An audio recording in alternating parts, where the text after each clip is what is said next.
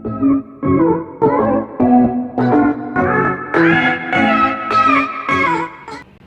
adik-adik semua, selamat siang, selamat hari Minggu, dan Shalom. Berjumpa lagi dengan Bu Erik di sini.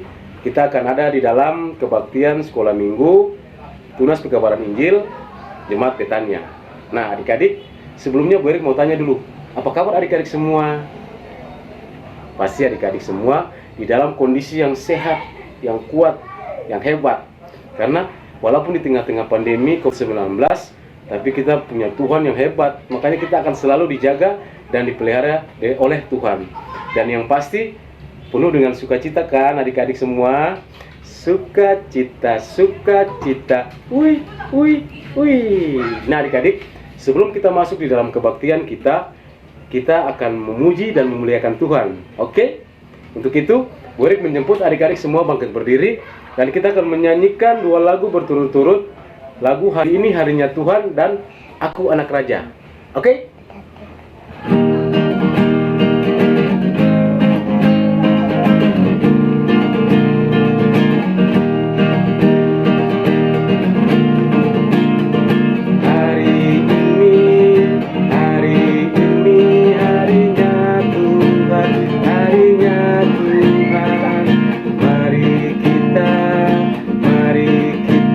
Bersukaria, bersukaria. Hari ini harinya Tuhan. Mari kita bersukaria. Hari ini harinya Tuhan. Hari Senin harinya Tuhan. Hari Senin, hari Selasa harinya Tuhan, harinya Tuhan. Hari Rabu, hari Kamis, harinya Tuhan, harinya Tuhan. Hari Jumat, harinya Tuhan. Hari Sabtu, harinya Tuhan. Hari Minggu, semua hari, harinya Tuhan. Aku anak raja. Anak raja, engkau anak raja, kita semua anak raja. Aku anak raja, engkau anak raja, kita semua anak raja. Haleluya, puji Tuhan, haleluya, puji Tuhan, haleluya, puji Tuhan, haleluya, haleluya, puji Tuhan, haleluya, puji Tuhan, haleluya, puji Tuhan. Nah, adik-adik masih tetap semangat kan? Harus dong, menjadi anak-anak sekolah minggu, kita harus tetap bersemangat. Masih tetap dalam posisi berdiri ya adik-adik. Kita sekali lagi menyanyi 2 lagu berturut-turut, Ke Gunung Tinggi Ku Naik-Naik dan Happy Yaya, Happy Yeye. Oke.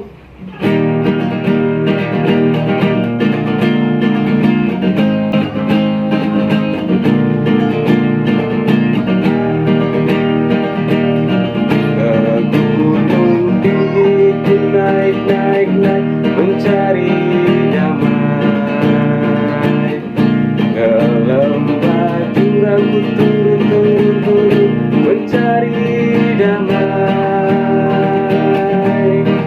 Tapi akhirnya damai tiada ku dapati juga, kecuali hanya di dalam Yesus Tuhan. Happy ya ya ya, happy ya ya, happy ya ya ya, happy ya ya ya.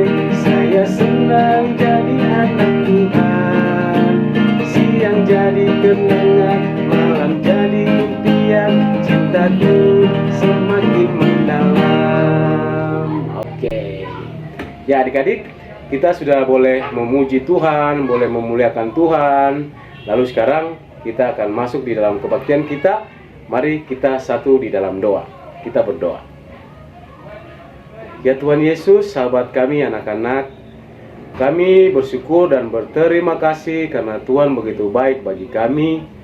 Terima kasih Tuhan karena Tuhan masih boleh menjaga dan memelihara kami selaku anak-anak asuhan, anak-anak sekolah minggu Tunas Perkabaran Injil, menjadi bekal bagi kami di keesokan hari. Tuhan Yesus, terima kasih. Ini kami dengan seluruh kehidupan kami serahkan ke dalam tangan-Mu. Kami mohon ampun atas segenap salah dan dosa yang kami perbuat, melanggar titah dan kehendak-Mu. Lalu hanya di dalam nama Tuhan Yesus kami berdoa dan mengucap syukur kepada Allah Bapa di dalam kerajaan surga. Haleluya. Amin. Nah, adik-adik, saat ini kita akan membaca firman Tuhan yang terambil dari Yeremia 1 ayat 4 sampai ayatnya yang ke-10. Yeremia 1 ayatnya 4 sampai ayatnya yang ke-10. Adik-adik yang belum mengambil Alkitab, diambil dulu Alkitabnya supaya kita bisa membaca firman Tuhan. Kalau sudah, silakan adik-adik buka di Yeremia 1 ayat 4 hingga ayatnya yang ke-10. Sebelum membaca firman Tuhan, mari kita berdoa. Ya Yesus Kristus Tuhan, di saat ini kami anak-anak-Mu akan membaca sedikit berita firman-Mu. Kami mohon Tuhan, Engkau mau hadir bersama-sama dengan kami, Engkau mau mencurahkan Roh Kudus di hati dan pikiran kami, agar apa yang dikatakan oleh firman-Mu ini, kami boleh belajar bersama-sama, kami boleh mengerti, dan kami dapat melakukannya dalam kehidupan sehari-hari. Di dalam nama Tuhan Yesus kami berdoa. Amin. Nah, adik-adik, boleh pause dulu videonya, lalu adik-adik baca firman Tuhannya yang terambil dari Yeremia 1 ayat 4 hingga ayatnya yang ke-10. Di pause dulu ya videonya.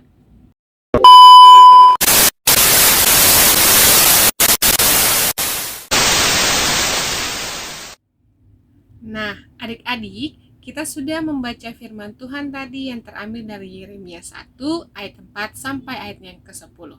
Untuk lebih jelasnya lagi tentang siapa itu Yeremia, kita saksikan video berikut ini.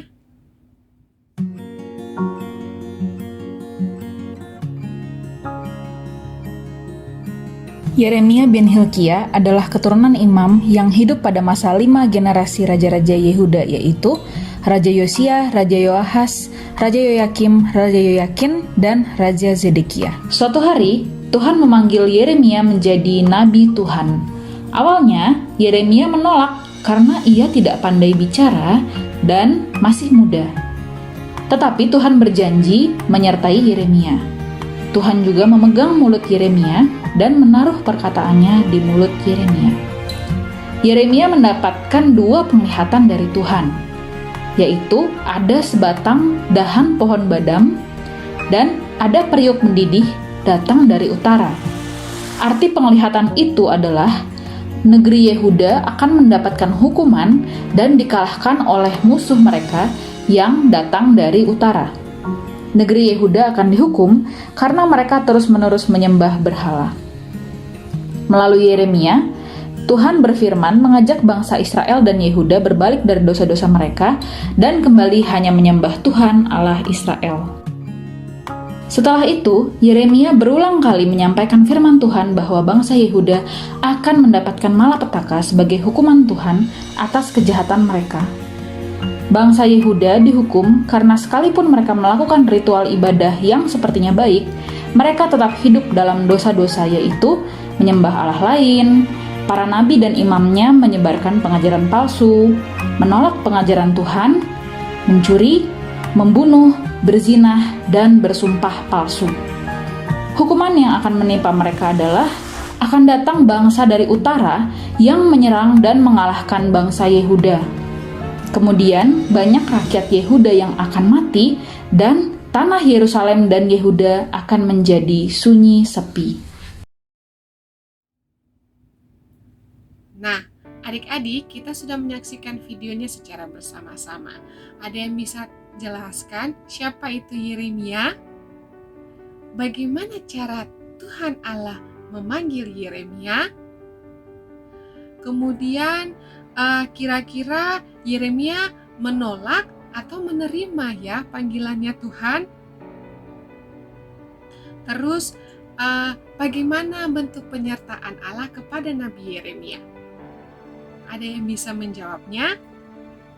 Nah, adik-adik, dari cerita yang tadi kita bisa sama-sama belajar bagaimana cara Allah memanggil Yeremia.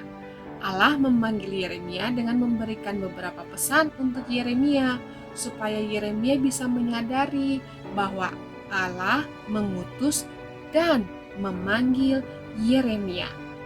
Pesan apa yang Allah berikan untuk Yeremia? Yang pertama, Allah memberikan pesannya itu, sebelum engkau dilahirkan, aku telah mengenal engkau. Sebelum engkau dilahirkan, aku sudah mengenal engkau. Itu pesan yang pertama. Pesan yang kedua, Allah mengatakan, sebelum engkau keluar dari kandungan, aku telah menguduskan engkau. Pesan yang kedua apa? Sebelum engkau keluar dari kandungan, aku telah menguduskan engkau. Dan pesan yang ketiga yaitu, aku telah menguduskan engkau menjadi nabi bagi bangsa-bangsa. Pesan yang ketiga yaitu apa? Aku telah menguduskan engkau menjadi nabi bagi bangsa-bangsa. Nah, yang pertama Allah katakan Allah sudah mengenal Yeremia. Yang kedua sudah menguduskan Yeremia. Dan yang ketiga menguduskan menjadi apa? Nabi. Mengenal di sini berarti artinya Allah mengasihi Yeremia.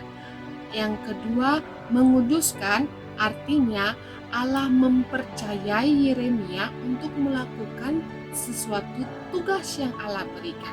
Tugas apa? Tugas menjadi nabi. Nah, menjadi nabi itu berarti apa? Memberitakan firman Tuhan di mana-mana. Jadi pesannya yaitu Allah mengasihi dan kemudian Allah menguduskan Yeremia untuk melakukan tugas yang telah Allah berikan, yaitu menjadi seorang nabi. Nabi itu berarti apa? Nabi itu berarti memberitakan firman Tuhan. Itu cara Allah memanggil Yeremia. Saat ini saya akan membawakan materi tentang alasan Yeremia menolak untuk memberitakan firman Tuhan kepada manusia. Tentu adik-adik berpikir bahwa kenapa Yeremia menolak atau memberikan alasan kepada Tuhan untuk memberitakan firman Tuhan kepada manusia. Kan sebenarnya kita semua tahu bersama bahwa sebenarnya memberitakan firman itu baik, tapi kenapa Yeremia menolak? Tentu adik-adik bertanya tentang itu. Tentu saja di sini kakak akan menjelaskan beberapa alasan Yeremia menolak. Yang pertama, Yeremia menolak itu untuk memberitakan firman kepada setiap manusia di zaman itu adalah karena Yeremia masih terlalu muda. Yeremia berarti masih terlalu muda, itu berarti masih berada dalam umur-umur yang orang bilang itu masih muda sekali. Terus alasan yang berikutnya itu adalah katanya itu tugas itu menurut Yeremia adalah tugas yang sangat berat. Berarti tugas yang sangat berat itu bukanlah hal yang mudah untuk memberitakan firman kepada orang-orang. Dan juga alasan yang berikut itu adalah di zaman itu, waktu itu di zaman itu yang dong bilang itu orang-orang yang bisa kayak didengarkan itu adalah orang-orang yang lebih tua. Kan kalau Yeremia dia masih muda.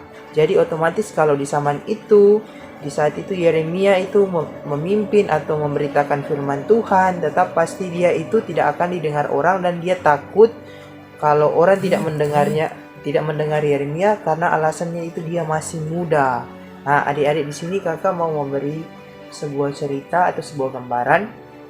Kira-kira kalau misalkan adik-adik di posisi adik-adik yang masih kecil seperti saat ini, apakah adik-adik sudah berani untuk memberitakan firman Tuhan atau belum? Nah, itu satu pertanyaan dari kakak. Lalu yang berikutnya itu adik-adik, tentunya kita sudah tahu bersama dengan tadi apa yang kakak membacakan itu yaitu 1 Yeremia 4 ayat 4 sampai ayatnya yang ke-10. Di situ judul perikopnya itu Yeremia dipanggil dan diutus. Di situ sudah benar-benar seharusnya sudah tertulis. Di situ di ayat 5 berkata, sebelum aku membentuk engkau dalam rahim ibumu, aku telah mengenal engkau, dan sebelum engkau keluar dari kandungan, aku telah menguduskan engkau, aku telah menetapkan engkau menjadi nabi bagi bangsa-bangsa. Nah, adik-adik, di situ katong mesti belajar banyak bahwa Tuhan memberikan tanggung jawab besar itu kepada Yeremia itu sebenarnya bukan karena alasan. Itu karena seharusnya Yeremia itu meskipun dia kecil, sekarang contohnya di adik-adik itu meskipun adik-adik ini kecil, adik-adik kayak orang bilang adik-adik itu kan masih kecil, kayak orang bilang belum tahu apa-apa. Tapi kalau misalkan adik-adik itu sudah diberikan karunia, sudah diberikan kuasa oleh Tuhan dalam bentuk percakapan, atau misalkan adik-adik itu bisa berfase dalam bercerita, itu bisa misalnya bisa membawa-bawa kabar berita yang baik untuk banyak orang, untuk teman-teman adik-adik itu. Misalnya adik-adik bilang ke adik-adik teman-teman itu bikin kesalahan, adik-adik bisa tegur. Nah, itu cara Tuhan memberikan hikmat kepada adik-adik untuk menegur. Jadi adik-adik itu mesti kayak berani menegur mana yang benar dengan mana yang salah. Jangan adik-adik itu terbawa dengan keadaan kalau misalkan begini, orang yang lebih tua itu melakukan kesalahan dan adik-adik sudah tahu bahwa itu melakukan kesalahan. Adik-adik itu jangan takut untuk menegur orang yang lebih tua. Lebih baik adik-adik itu bilang begini, misalnya kakak contohnya, kakak mohon maaf, kakak tadi berbicara tidak baik, begitu. Kakak berbicara itu salah. Nah, adik-adik itu seharusnya jangan malu-malu untuk menegur kakak-kakak itu. Terkadang kakak-kakak itu juga itu sudah berada di luar jangkauan atau bilang dalam godaan iblis. Jadi adik-adik mesti tahu, mesti bilang, mesti berani-berani karena Tuhan kasih adik-adik itu kepercayaan untuk berbicara di depan banyak orang. Jadi adik-adik itu meskipun masih muda, masih kecil, masih di usia-usia 9 tahun itu adik-adik mesti berani berbicara mana yang benar dengan mana yang salah. Tuhan kasih kesempatan untuk katong itu untuk membuktikan bahwa apa yang Tuhan sudah rencanakan untuk kedepannya itu di katong pun perjalanan kehidupan itu baik. Dari sekarang itu katong mesti tahu cara bagaimana itu cara mendekatkan diri dengan Tuhan. Katong juga mesti tahu itu bagaimana cara katong pun cara bicara ini bagus-bagus untuk orang lain, bagus untuk orang dengar atau sing begitu. Jangan katong pakai alasan misalnya begini, mau panggil katong mau pergi di ibadah, tapi katong bilang begini, ya beta sih bisa pergi di ibadah, barang beta ada mau bikin tugas. Nah itu kan salah satu alasan, nanti Tuhan marah.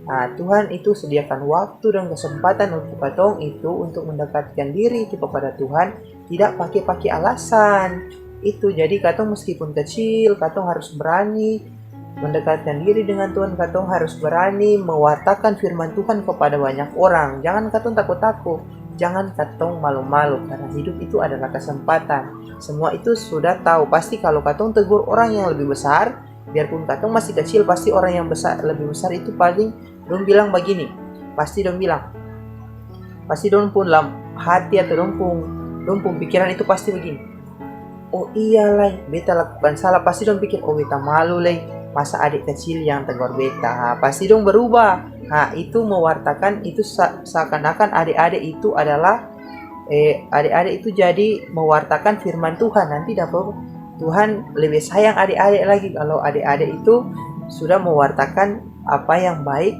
dari firman Tuhan. Nah, jadi begitu adik-adik. Nah, adik-adik, pada saat Allah memanggil Yeremia, Allah memberikan jaminan penyertaan kepada Yeremia.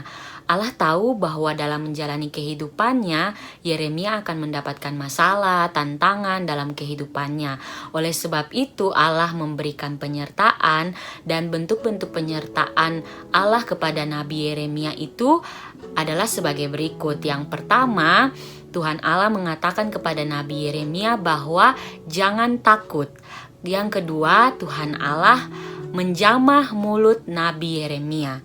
Dan yang ketiga, Tuhan Allah menaruh perkataan Tuhan Allah sendiri ke dalam mulut Nabi Yeremia. Jadi apapun yang dikatakan yang keluar dari mulut Nabi Yeremia itu adalah berasal dari Tuhan Allah itu sendiri.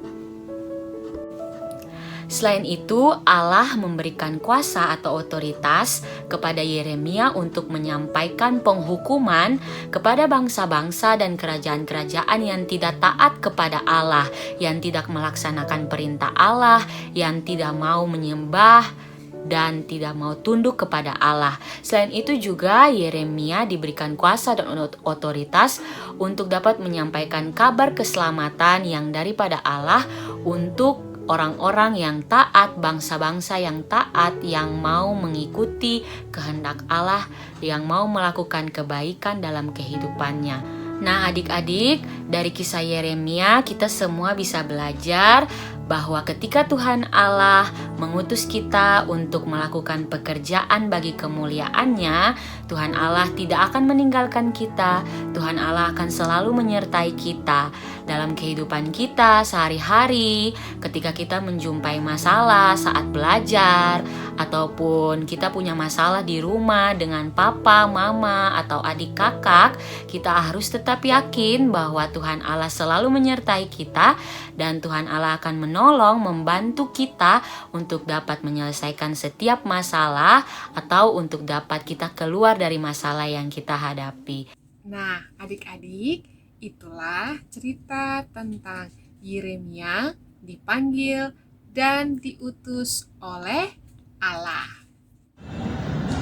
Nah, adik-adik, saya terasa katong punya ibadah sekolah minggu akan segera berakhir. Tapi adik-adik jangan lupa, minggu depan katong akan berkuda lagi di ibadah sekolah minggu online seperti ini. Nah, untuk mengakhiri katong punya ibadah hari ini, katong akan ada dalam doa. Tapi sebelum itu, mari katong siapkan hati, duduk yang manis, sikap berdoa yang baik bagaimana adik-adik? Nah, pintar. Nah, dan doa ini akan dibawakan oleh Usi Desi. Adik-adik, katong sudah boleh selesai dan katong punya ibadah sekolah minggu saat ini. Katong sudah boleh dapat materi dan katong punya pengasuh. Dan sebelum mengakhiri semuanya itu, mari katong berdoa, tutup mata, lipat tangan, lalu katong berdoa. Allah Bapa, dalam nama Tuhan Yesus, Tuhan dan Juru Selamat kami, Tuhan Yesus yang adalah guru sekolah minggu kami yang agung, kami bersyukur dan berterima kasih untuk penyertaan Tuhan yang luar biasa dalam kehidupan kami. Bahkan di saat ini Tuhan, kami boleh ada dalam sekolah minggu kami, walaupun dari rumah saja. Tuhan Yesus kiranya memberkati semua materi yang sudah diberikan oleh pengasuh kami. Kami boleh mendengar cerita tentang bagaimana Yeremia dipanggil dan diutus. Biarlah kami juga selaku anak-anak-Mu Bapa, walaupun kami masih kecil, kami menjadi saksi-Mu di tengah-tengah dunia ini. Melalui tingkah laku kami, perbuatan kami, tutur laku kami, dalam setiap kehidupan kami mencerminkan kasih Kristus. Di saat ini ya Tuhan, kami mau berdoa untuk kami semua Tuhan selaku anak-anak-Mu. Kami masih dalam masa-masa pertumbuhan. Tuhan jaga, lindungi, berikan kami kesehatan, supaya kami dapat bertumbuh di dalam kasih dan penyertaan-Mu saja. Kami juga mau berdoa Tuhan Yesus untuk orang-orang tua kami, opa, oma, papa, mama, bahkan saudara bersaudara yang ada dalam kehidupan kami. Engkau memberkati mereka semua. Berikanlah kami saling mencintai, saling menjaga, dan saling melindungi.